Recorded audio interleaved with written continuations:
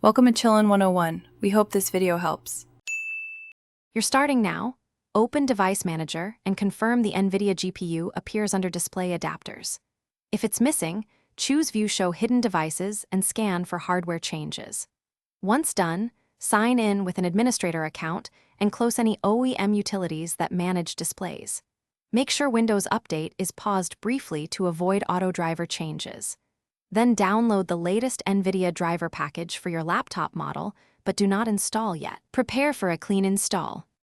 Now run the NVIDIA installer, pick Custom Installation, and tick Clean Install to reset settings.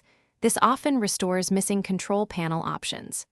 If Control Panel still lacks display settings, boot into Safe Mode and run Display Driver Uninstaller to remove leftover files. Once back in normal mode, reinstall the driver. If needed, open Registry Editor carefully and confirm NVIDIA Control Panel keys exist under HKey Local Machine /Software /NVIDIA Corporation. Creating missing keys can re-enable options. Finish by restarting Windows Explorer or simply rebooting to let the driver populate the Control Panel menus.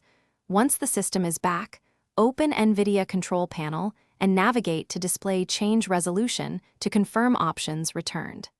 Make sure the monitor and GPU are detected and the correct driver version is active. If display settings still do not appear, install the laptop OEM signed NVIDIA driver package instead of the generic one.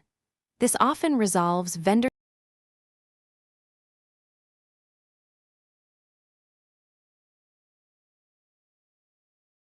Thanks for watching. Consider subscribing if we helped you.